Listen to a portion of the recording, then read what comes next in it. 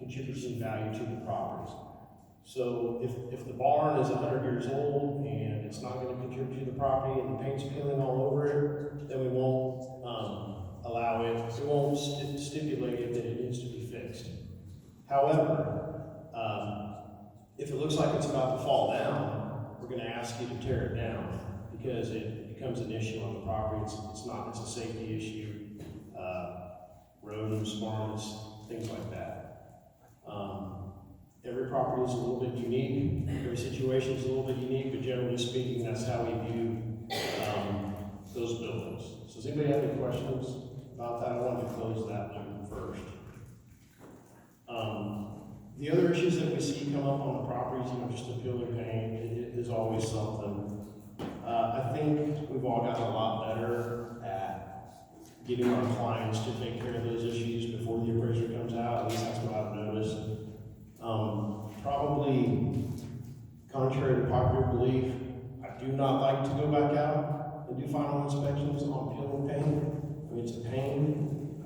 We don't get paid very much to do it. I'd rather just do a full appraisal. So when those items are taken care of before we initially go out, we really appreciate that. The other thing that's a real sticking point is ground fault GFI receptacles. In the bathrooms, in the kitchen, they've got to be there. The only time it's a little tricky, they can be wired as GFI receptacles, but not have the little reset and outlet thing on them, and sometimes that's hard for us to catch. So we may note that incorrectly, but if we can't catch it or we don't know any better, then we're going to put it on the report. So the best way to take care of that maybe beforehand is get an electrician out or send us a note or leave a piece of paper. Maybe we can go look in the breaker box and take care of that issue.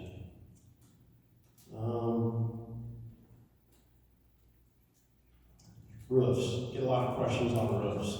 So, I know there's a home inspector back there. As an appraiser, we are not home inspectors. We do not get on a ladder and crawl around the roof. If we're viewing the interior of the house and we don't see any leakage in the ceiling, generally speaking, we're thinking you've got a decent roof.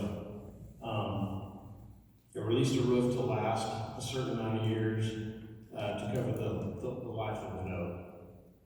Beyond that, the best thing to do, recommend to your clients, is have a home inspection if they want to know any further than that. There are distance requirements for the wells, the septic and lagoon systems. They're all on the website. They're all a little bit different. You need to make sure that your client is aware of what those are. That'd be a big hang up otherwise.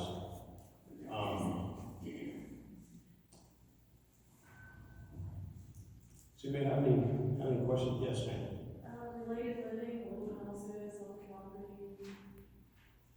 So those are called accessory units as long as they have like a kitchen and a bathroom. So that's a good question. So it makes the appraisal we do a little bit more complicated because underwriters typically always want a sales comparable that has an accessory unit, and those are really hard to find. But we still are able to give value to those accessory units, and we treat them the same as the subject property, as the house that's on the property, as far as the condition that has to be in and whatnot. For a house to pass rural development, it has to have heat, a heating source. You have to be able to prepare a meal to eat, so that you would all think that'd be a stove or somehow to cook food. I'm not real big on, hey, we have a microwave. Well, microwaves, I mean, you can unplug them and take off with them. I guess if it was a really nice microwave and it was built in, that might be something to consider. But I think you're just better off, buying a used stove and plugging it in. You have to have plumbing that works. There has to be a toilet that flushes, and there has to be a sink so somebody can be sanitary and wash their hands. You don't have to have carpet or flooring technically. However, if it's a newer home and it has subflooring and I'm out there walking and I'm going to get all splintered up, that's not going to work. But by the letter of the law, it it's gotta be livable, so that's the best way to answer. Does that answer your question? Yeah, well, and the reverse of that, I think I may have removed some things to make it unlivable. Yeah, we better put it back. Right, so it wasn't a second house. So there wasn't a second house. So right, you could do that as well. You could do that, where people will have the power turned off to that unit, to where it's just like a wood shop, or an outbuilding. Outbuilding does not have to have power to it. But yeah, you can do that. That makes our life a little bit easier at times. So I would say another thing that I hear a lot is, can I call the appraiser? Absolutely. Anybody can call the appraiser. You can call as much as you want. Be smart about it. Our time is worth something. Don't call just to call. Do we get calls? So basically, our role is that we have to make sure that we have the public's trust. So part of that is answering your questions. So if I do an appraisal and you're not happy with the value that I came up with, the best way to approach that is, especially as a real estate agent, send me some other comparables that you think I should have used. Okay, and then we'll review them. We owe that as part of our service. But be smart about it. If the home is 1,000 square foot and you send me a home that's 2,000 square foot above grade, it's probably not going to fly. But yeah, I encourage you. I don't know a lot of the other appraisers because we don't cross paths a lot, but the ones that I do know are good guys, and they will field your calls. Sometimes we get a little defensive. Try not to be that way. But please call if you have questions. Yeah, Bradley? How do you, as far as land goes, when a house has got 20 acres, Uh-huh. how are you deciding if it's got a different topography, one versus the other comps? Are you changing that if one's pasture land, one's forest, one's got water, feature of pond, so on? Do you give it different values for different lanes? So the short answer is yes. So it's how its effect is to the marketplace. So if just pasture land, it's worth X. But if it's a 5 acres and it's got wooded area on it, and we look at other sales and that tends to lead to a higher price, then we will give that more value, definitely. On that same note, with like 10 acres and it's not farmland, you find it a little more challenging than finding something? Yeah, the rural properties are a little bit more challenging. And like the houses, are you having still issues with finding the shop house is there certain requirements for FHA or development on those? On the shop, a shop that's on the property? The house, the house is the rich from the shop, and they turn it into, Like it's a metal building? yeah, it's the house that's the shop one. Oh, the shop, look. Yeah, sorry, didn't understand you at first. Thanks for bearing with me. So as far as the styles of the home, rural property, underwriters, and for us to do it correctly, we need to try to find at least one comparable that has that same architecture / style, even if we have to go 40, 50 miles away. That's a big deal. So if we can at least find one, then maybe we can find a couple more that are similar in size and other amenities to support that value. Yeah, those are challenges, and we're seeing more of them pop up for sure. The other thing, if you have a for sale by owner where you're an agent on one side or the other, try to put it in try to list it as a column. Those are really helpful, especially on properties like you're talking about, to put them in there. It makes it easier for us to search. Karen, used to be that it was hard to find comparables for the metal houses. Yep. The WIC building turned into the house kind of thing. Is that still an issue, or are there getting to be more of them to where it's not as much? So more of the wood frame slash steel frame metal buildings that are now houses, more of them are coming up on the market, which makes it easier to do comparables. The only issue is sometimes people build them as a custom home, and there's not a real estate agent involved on one side or the other, so it doesn't make the MLS. Now I can search the county records for any sales as well that maybe didn't hit the MLS, but then those don't always show up because it's not technically a sale. It has to be a sale for us to show up and then be able to say what was it worth, what did it sell for, otherwise it would just be a really big guessing game. Yes? Years ago, it used to be that the house and 5 acres had to be worth 90% of the value. Is that correct still?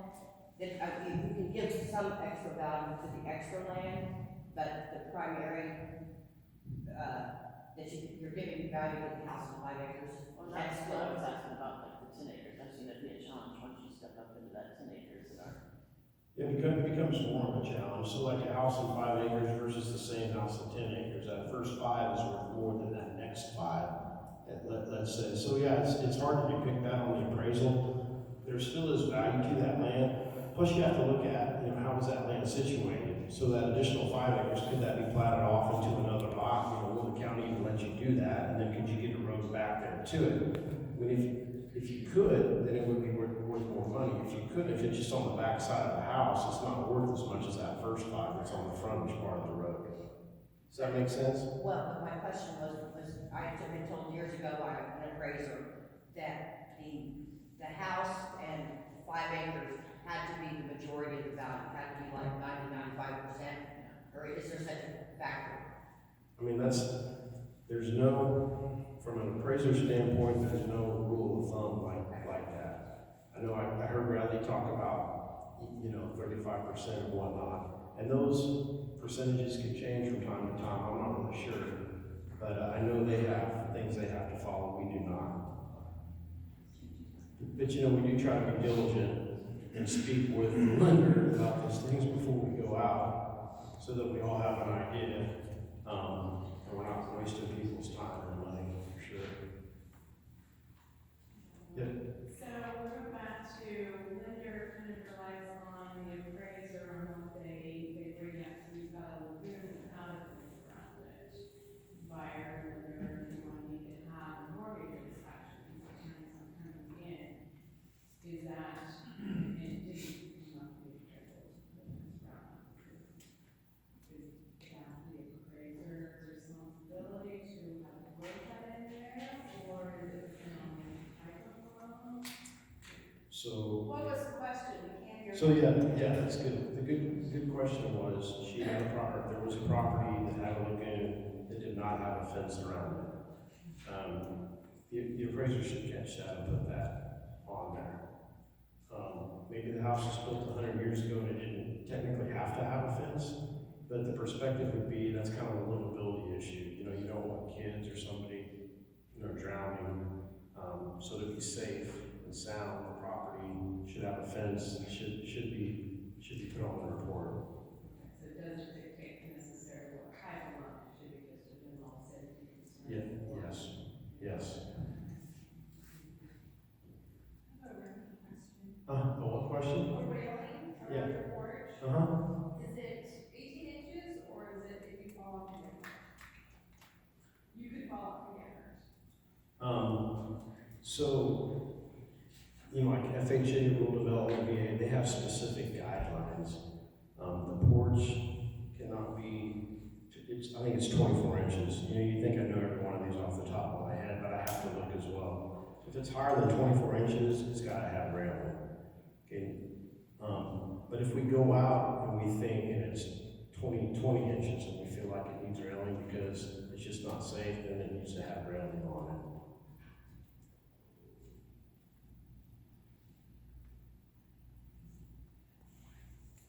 Other questions? Yes, ma'am. The How do back. you appraise a house with an old house in a country without any heat and air upstairs? What do you do about that? I mean, there's gotta be heat in the house for it to be livable. Upstairs? If you want, if it's gonna be counted as livable space, yes.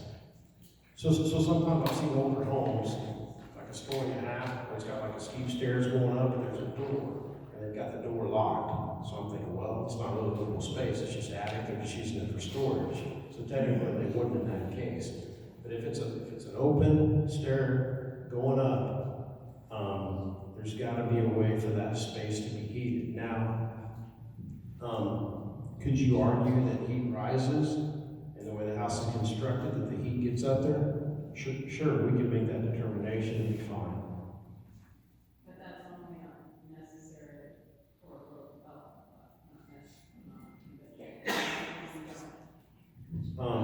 You know, when you're doing a convention, it's still gotta be a house that's livable. So if it's me, you gotta have a heating source.